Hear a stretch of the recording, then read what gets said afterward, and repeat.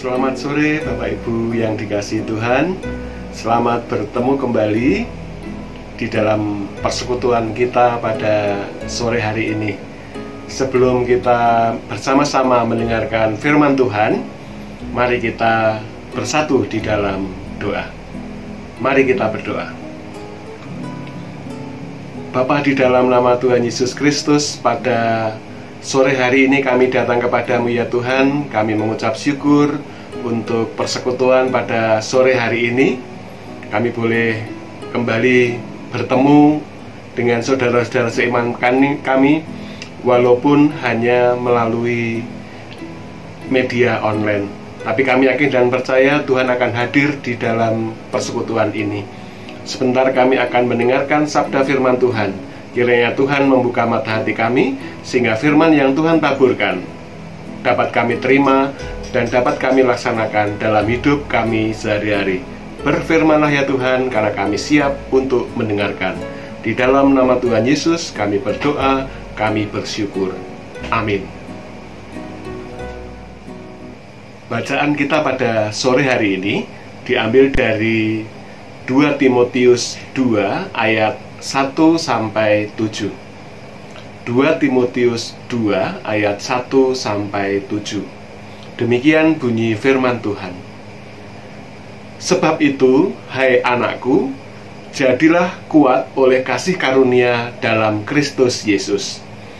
Apa yang telah engkau dengar daripadaku di depan banyak saksi, percayakanlah itu kepada orang-orang yang dapat dipercayai, yang juga cakap mengajar orang lain. Ikutlah menderita sebagai seorang prajurit yang baik dari Kristus Yesus.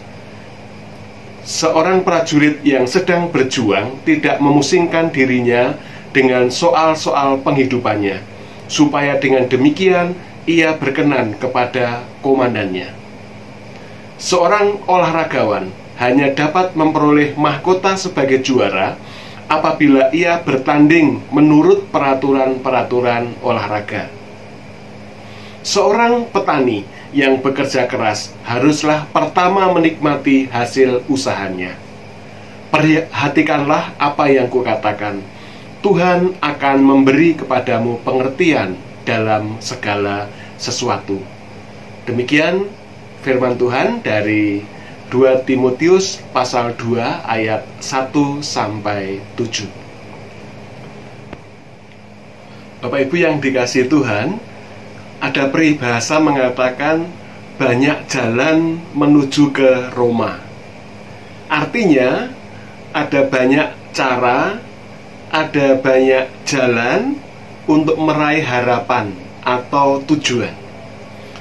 Dan persoalannya adalah cara atau jalan yang bagaimanakah yang akan kita pilih di dalam kita mencoba untuk meraih harapan kita atau tujuan kita. Cara yang baik atau cara yang tidak baik.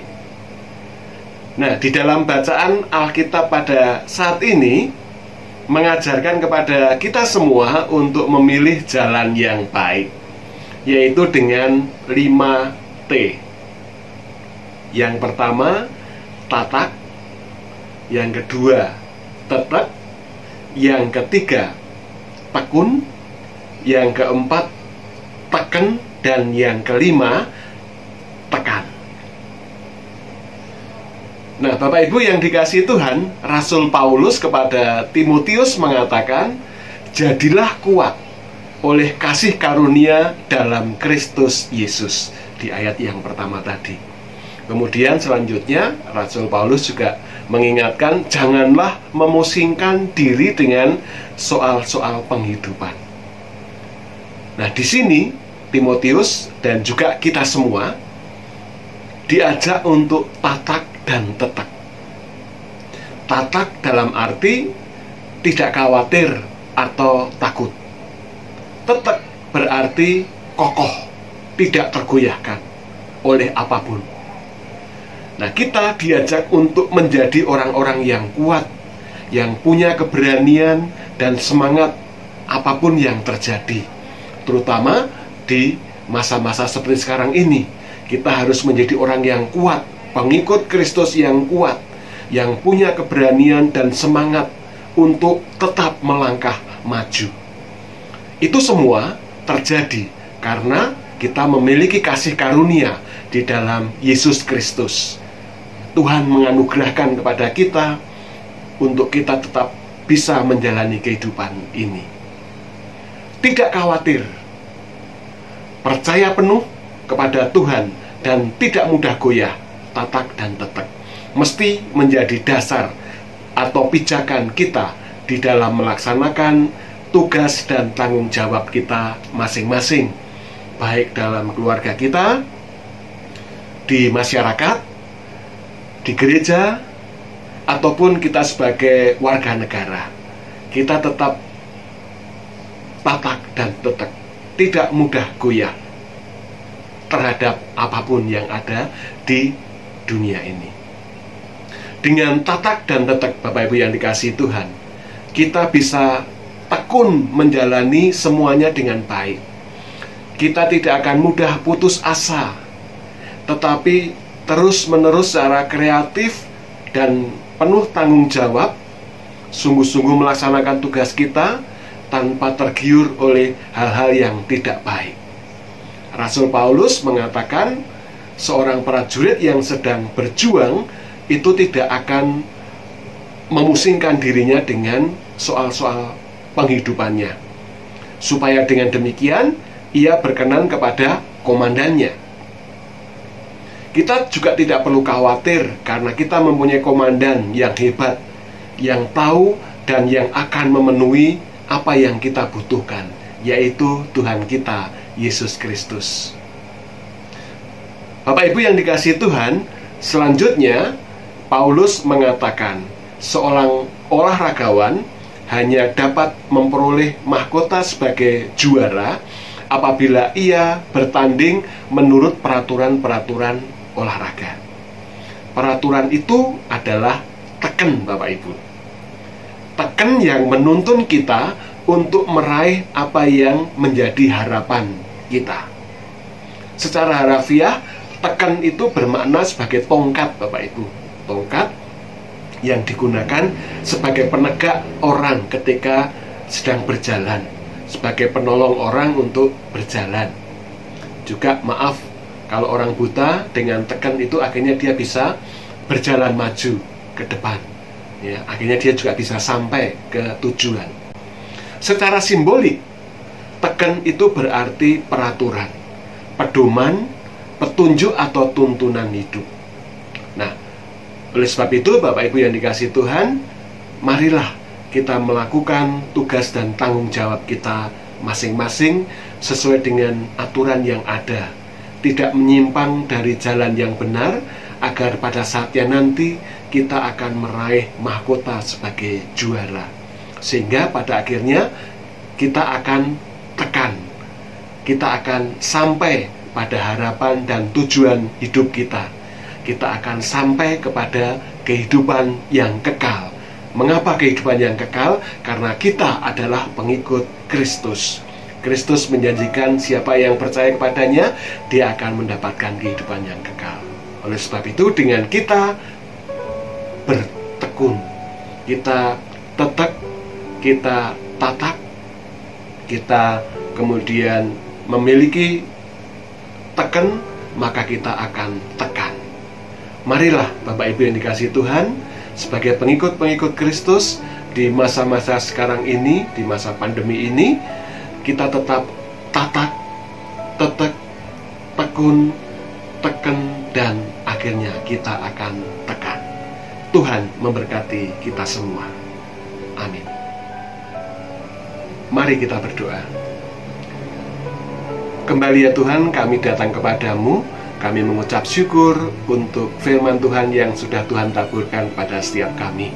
Ialah di dalam kehidupan kami, di dalam kami mengikut Engkau, kami tetap tatak, tetek, tekun, dan kami memiliki teken untuk senantiasa berpegang pada Tuhan, dan pada akhirnya pada saatnya nanti kami akan tekan, kami akan sampai kepada kehidupan yang Tuhan janjikan.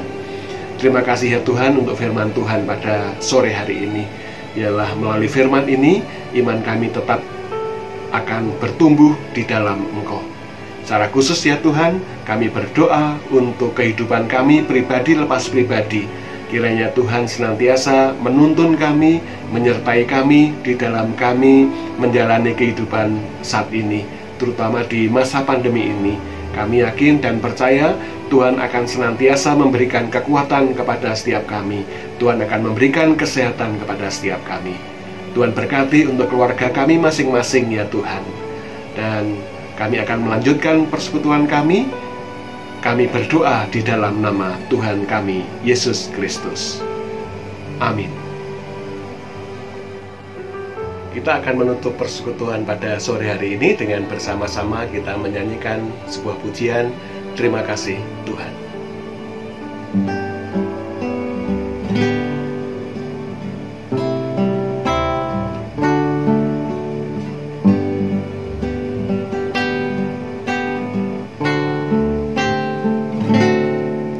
Terima kasih Tuhan untuk kasih setiamu yang ku alami dalam hidupku. Terima kasih Yesus untuk kebaikan-Mu sepanjang hidupku. Terima kasih Yesusku buat anugerah yang Kau beri, sebab hari ini Tuhan adakan syukur bagimu. Terima kasih Yesusku buat anugerah yang Kau beri, sebab hari ini Tuhan adakan syukur bagimu. Sebab hari ini Tuhan adakan syukur bagimu.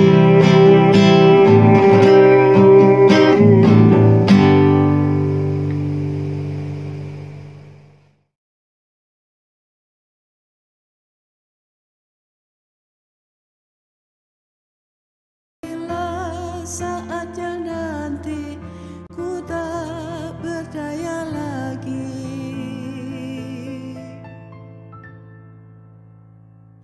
hidup ini sudah jadi berkah.